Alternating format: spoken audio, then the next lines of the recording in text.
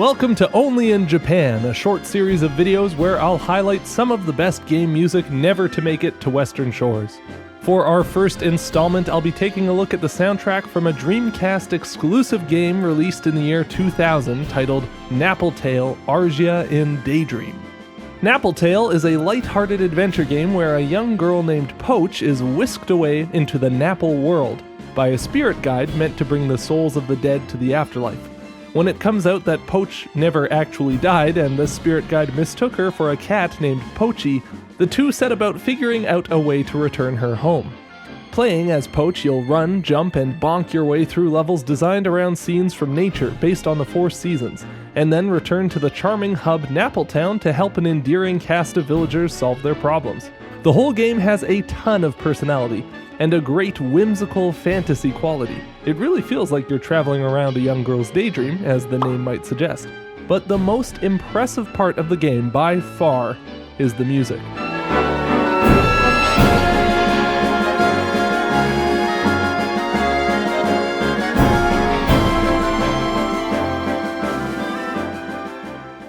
The soundtrack was composed by Yoko Kanno.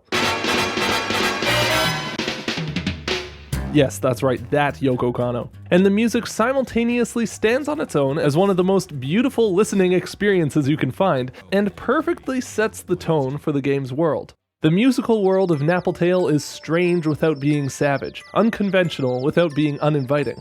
Just like the main character, who gets dropped into a strange new world that doesn't make much sense, we find ourselves dropped into a musical landscape with unpredictable harmonies, melodies, and forms, but it's never dissonant.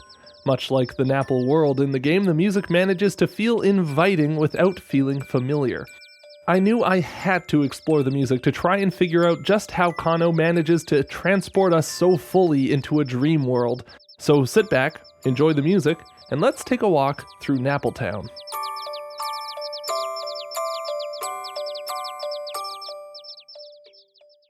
Yoko Kanno is an incredibly versatile composer, and the music in the game takes on a variety of styles. Some of it has a clear jazz influence.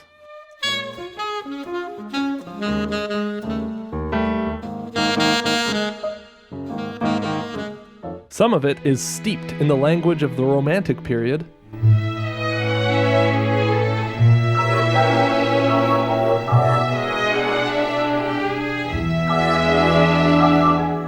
And still other pieces seem to forge a brand new style that's hard to define.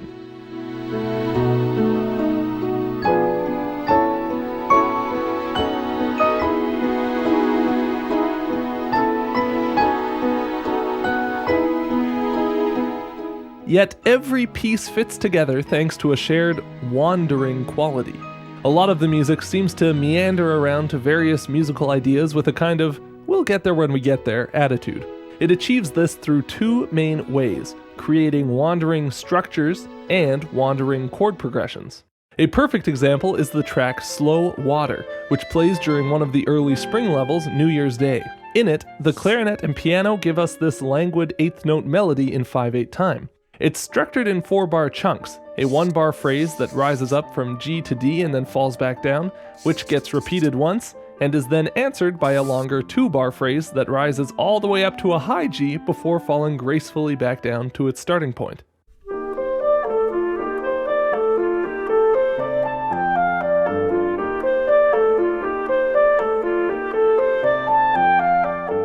Even in this short phrase, we hear the restless, searching quality that the music has, a feeling that only builds as the piece continues on. See, this phrase is structured as a 1-bar statement, a repetition, and then a 2-bar answering phrase that builds up to a climax and then comes back down. This is great structure, and you'd expect the melody as a whole to be based off this structure as well.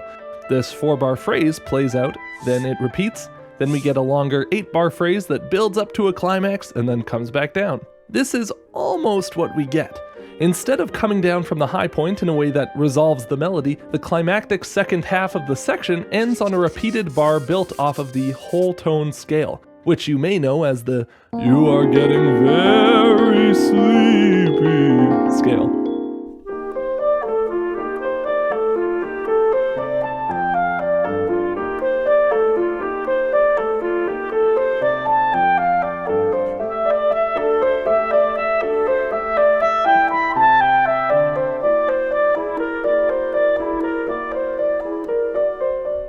This last phrase breaks the structural pattern set up by each previous phrase and instead trails off aimlessly, gradually getting quieter and quieter and leaving the listener without any real closure. Having the first 3/4 of the melody be structured so strongly makes this trailing off effect even more effective. To accentuate the feeling created by the wandering structure, the harmony also has an aimless quality to it because the bass notes are missing. No, I'm serious. Take away the bass notes that would ground everything in reality, and the chords all take on a floatiness. For an example, check out this transition section in 6/8 time from halfway through the piece.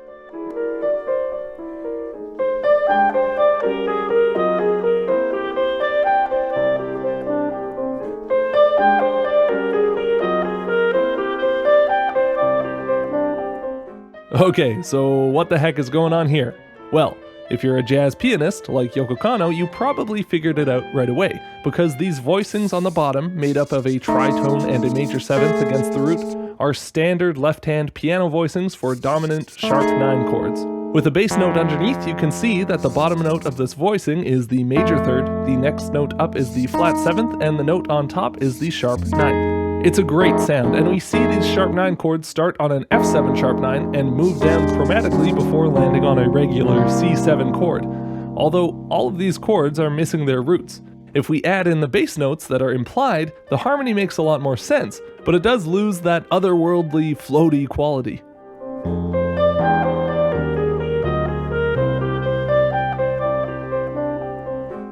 In the same way, trying to put chord symbols to the first section we looked at isn't that easy. We have this kind of B-flat, major 7, sus4 type thing, and then what looks like a repeated A minor to D progression, and then that B-flat whole tone scale bit that I guess you'd call a B-flat 7, sharp 5, flat 5. But towards the end of the arrangement, a string section comes in and gives us a revelation. We were missing the bass notes.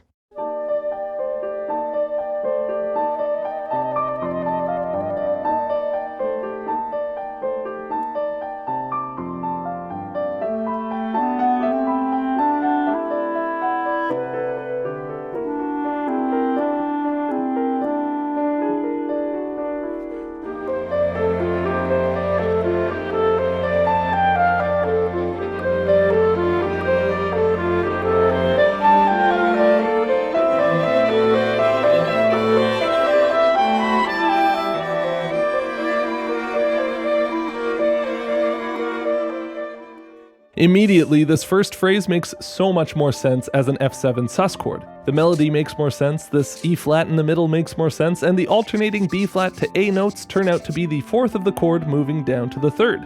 With the context of the bass, we can see that the harmonic concept being explored here is using one moving note to make a static chord feel like it has motion. The alternating of the 4th with the 3rd makes this F chord fluctuate between being a sus chord and a regular dominant chord, creating a sense of harmonic motion when there really isn't one. The following A minor phrase alternates C and B minor triads over top of an A bass pedal, a rich and colorful way to express what's really a 4-bar long, fully extended A minor 13 chord. And the final B-flat whole tone section alternates a sharp 5th with a flat 5th to create a little bit of motion out of a scale that really doesn't have any inherent motion to it. So far, this is all extremely cool to me, but the way the tune ends is also truly bizarre. The melody ends the way it did earlier, just trailing off with this repeated whole note phrase, but at the very end the bass moves down from a B-flat to an A. This move to an A feels like a resolution, but at the same time the whole tone melody on top doesn't change at all. Altogether, it adds up to this drawn out D7 flat 5 over A chord.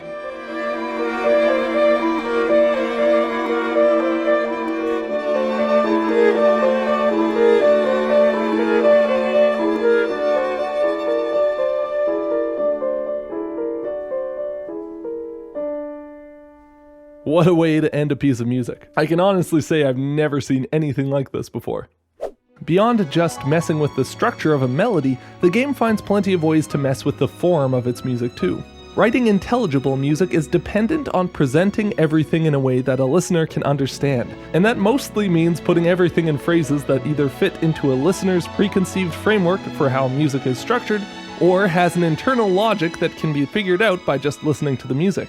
Napple Tale messes with the generally expected forms based on 4 and 8 bar phrases, as well as building up an internally consistent logic of form and then subverting it later in the piece. I'll give you 3 back-to-back examples of what I mean here. The delightful solo piano piece, Delightful Arithmetic, is short, but still finds time to mess with your expectations. This 2-bar call and response phrase is played and then played again, creating 4 bars of music that you, seasoned music enjoyer, will expect to be extrapolated on and resolved in a following 4-bar phrase. The music is extrapolated on, but in a 5-bar phrase that seems to keep going without reaching a real conclusion. It kind of feels like a run-on sentence, and this, combined with the way it slows down towards the end of the phrase, creates this great, searching, almost daydreamy quality.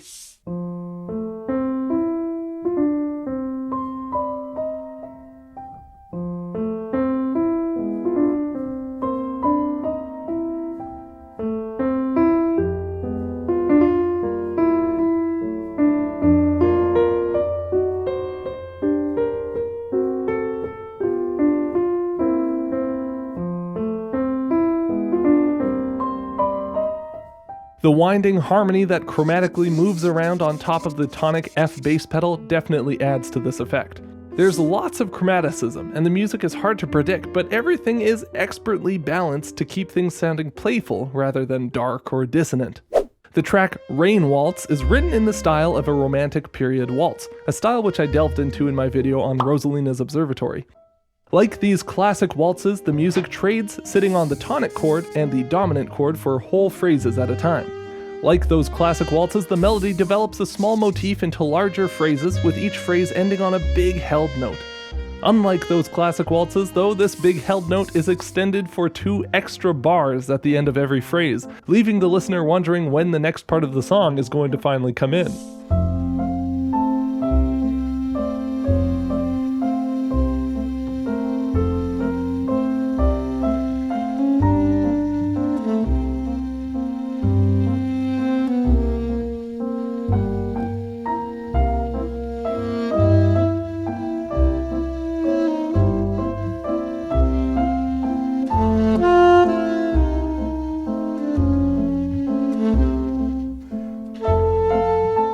The theme that plays over the game's title screen, titled Chocolate Forest, has an introduction that takes a simple, regal-sounding 4-bar phrase and moves it around to different keys, starting in C major, then moving up to C sharp minor, moving to D major, and then resolving to a G major chord for 2 bars to give the music some breathing room before the main section of the piece comes in.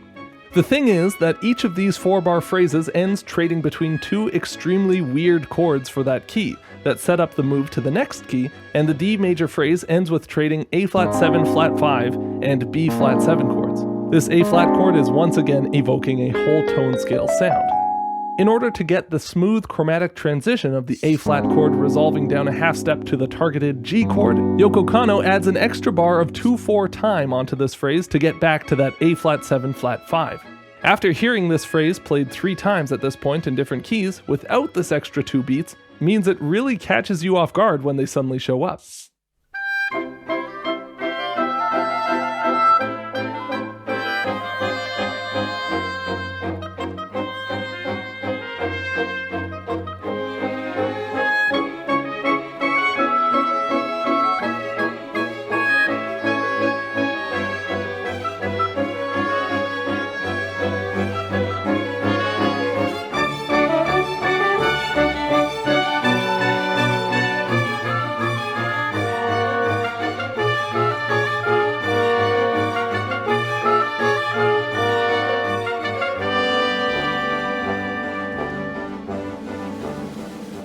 It's worth noting too how this big tonal shift to the G chord came as the melody was resolving to a note that you would be expecting, as this melodic phrase is a repetition of a previous melodic phrase. This note being the same across both chords helps tie the 2 very different harmonies together, and bringing in a brand new tonality where we have a place of melodic resolution creates this sense of arriving. Chocolate Forest is also a perfect example of the type of wandering harmony that I mentioned earlier. The whole piece is one surprising chord change after another, with every 2 bars taking you to a totally new key. This G chord, which uses a G Lydian sound, explodes into a B flat 7 sus chord as we move into the main section, which is comprised of a progression that goes from B flat 7 sus to D6 over A to E flat 7 sus to G major 7 over D. That is not a progression I have ever seen before, and it sounds as fantastic as it does unpredictable. Check out how the trumpet and horns mimic each other's melodies, chasing each other around over the changing chord progression.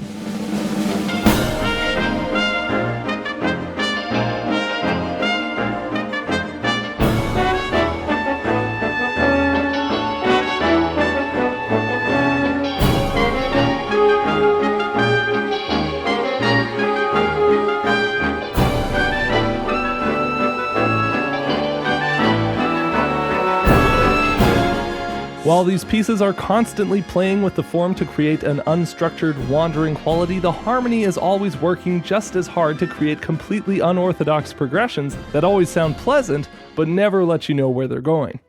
Let me finish off the video going over the music for the main hub area of the game, Napple Tale, which combines the ideas of wandering melody, form, and harmony perfectly.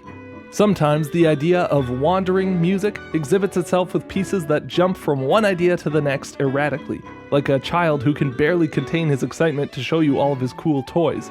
And this is the kind of vibe I get from this piece, which is titled Skipper. Right off the hop, we get another example of a static chord that creates a perceived sense of motion by moving one note back and forth between its lower neighbor. This time, a chord made up of the notes G, D, and E, where the G trades back and forth each beat with an F sharp. This G6 chord with no third, something I've dubbed a chordioid in the past, already establishes an unconventional yet pleasant sound that plays into the arrival into a strange yet friendly new world.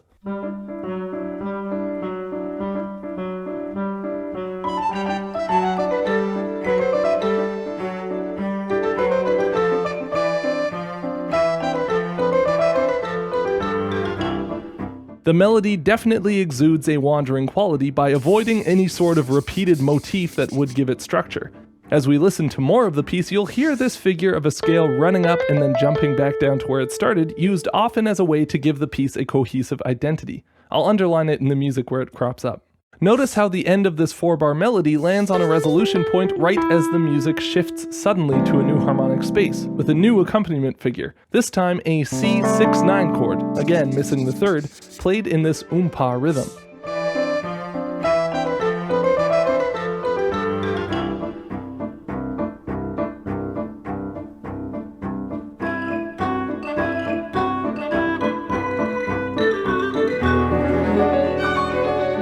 Okay, whoa, hold on. This tune throws so much stuff at you so fast that it's hard to analyze bit by bit.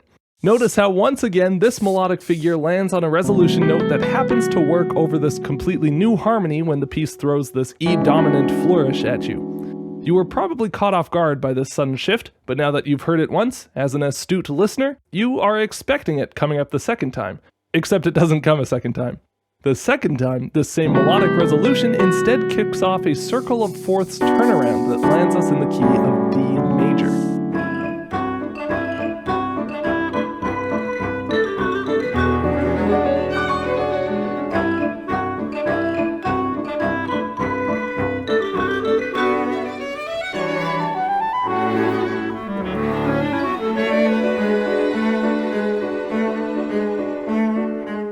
This accompaniment figure that comes in at the end here is a clever callback to the opening figure, but with a new harmonic structure. And as we move into a repetition of all the music we've just heard, what I'll call the A section, it's hard to realize we're coming back to repeated material thanks to the addition of a new harmony part underneath the string melody and a slightly altered opening chord. C over G in reference to the 2-bar transitionary bit that we just came from, rather than a G6 with no third. Let's listen to the whole next section in its entirety, and you can see how all these musical twists and turns feel one after another, uninterrupted.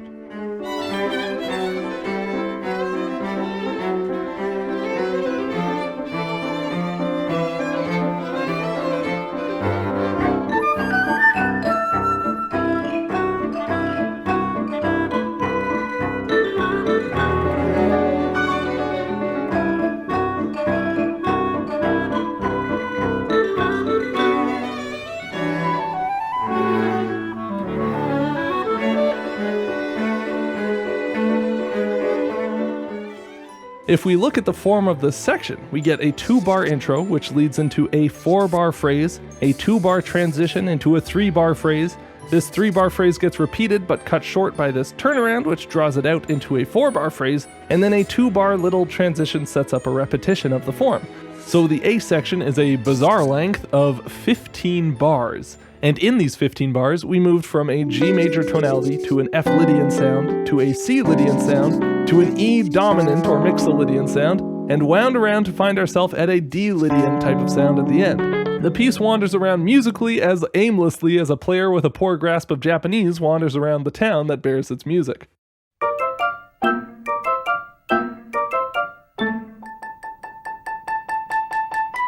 I thank the Lord every night that I live in a time where I could have even heard about this game's existence over 20 years after its release, let alone find a way to get my hands on it and bear witness to the absolutely stunning soundtrack.